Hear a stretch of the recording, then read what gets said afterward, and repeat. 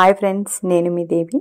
ఈరోజు హ్యాపీ మా వంటిల్లు నా వ్లాగ్స్లో నేను మీకు చూపించబోయే రెసిపీ కద్దు కీర అండి. మా ఇంట్లో నేను చేసే ఈ రెసిపీ ఈరోజు మీ అందరి కోసం చేసి చూపిస్తాను.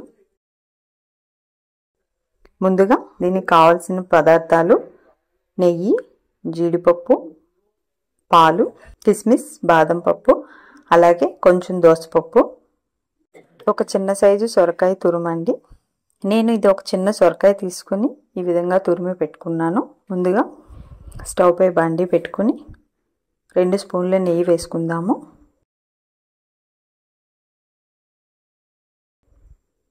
నెయ్యి కాగిన తర్వాత ఈ సొరకాయ తురుమును వేసి బాగా ఫ్రై చేసుకోవాలి. సొరకాయలో వాటర్ కన్సిస్టెన్సీ ఎక్కువే ఉంటుంది కాబట్టి కొద్దిసేపు హైలో పెట్టుకుని వేయించుకుందామండి.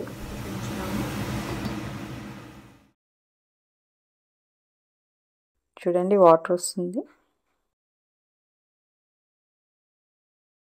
ఇప్పుడు మరో 10-15 నిమిషాల వరకు కూడా సిమ్లో పెట్టి ఈ సొరకాయలో వాటర్ అంతా అబ్జర్వ్ అయిపోయి మంచి కలర్ చేంజ్ అవుతుందండి. కలర్ చేంజ్ అయ్యే వరకు కూడా దీన్ని నిదానంగా సిమ్లో పెట్టి వేయించుకుందాము.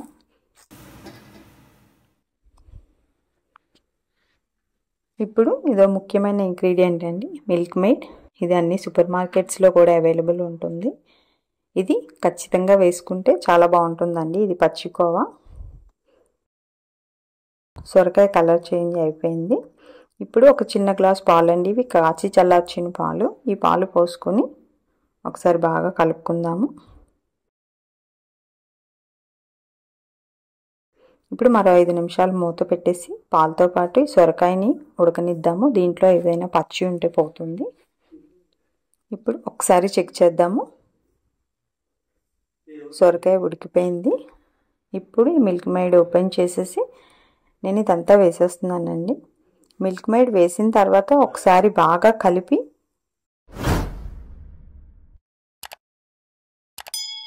ఇప్పుడు మీరు ఒకసారి షుగర్ చెక్ చేసుకోండి. దీంట్లో షుగర్ ఉంటుందండి. ఒకవేళ మీకు ఇంకా స్వీట్ కావాలి అనుకుంటేనే షుగర్ యాడ్ చేసుకోండి, లేదంటే డైరెక్ట్గా తీసుకోవచ్చు. నేనైతే ఒక 2 స్పూన్ షుగర్ యాడ్ చేస్తున్నానండి. ఇప్పుడు ఒకసారి బాగా కలుపుకుందాము.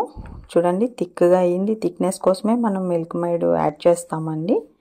దీంతోనే టేస్ట్ వస్తుంది, లేదంటే కొంచెం పల్చగా ఉంటుంది. ఇప్పుడు ఒక 5 నిమిషాలు అయిన తర్వాత చూడండి, ఇది ఆల్మోస్ట్ అయిపోయింది. ఇప్పుడు ఇందులో ఒక స్పూన్ ఇలాచీ పొడి వేసేసి బాగా కలుపుకొని స్టవ్ ఆఫ్ చేసేద్దామండి. ఇప్పుడు దీన్ని వేరే బౌల్లోకి షిఫ్ట్ చేసుకొని పక్కకు పెట్టేసుకుందాము. ఇప్పుడు ఈ స్టవ్ పై మన డ్రై ఫ్రూట్స్ వేపుకోవడానికి ఒక ప్యాన్ పెట్టుకుందాము. అలాగే 2 స్పూన్లు నెయ్యి వేసుకుందాము.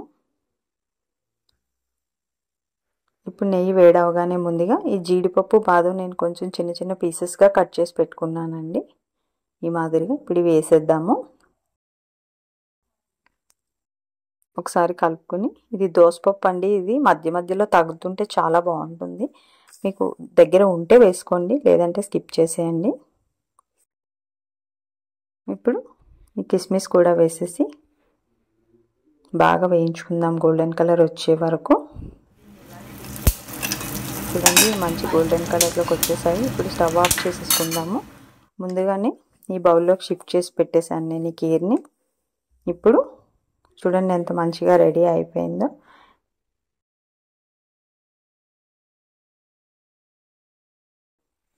చూడండి, మంచి కలర్ఫుల్గా రెడీ అయింది. నేను ఇందులో ఫుడ్ కలర్ వేయలేదండి. బయట అయితే గ్రీన్ కలర్ యాడ్ చేస్తారు.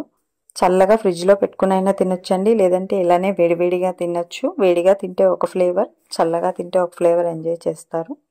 తప్పకుండా ఈసారి మీ ఇంటికి ఎవరైనా గెస్ట్లు వచ్చినప్పుడు ఈ స్వీట్ తయారు చేయండి. ఎలా ఉందో, మీకు ఎలా వచ్చిందో నాకు కామెంట్ చేయండి. నచ్చితే లైక్ చేయండి, ఇంకా బాగా నచ్చితే షేర్ చేయండి. సబ్స్క్రైబ్ చేయటం మర్చిపోకండి. Thank you.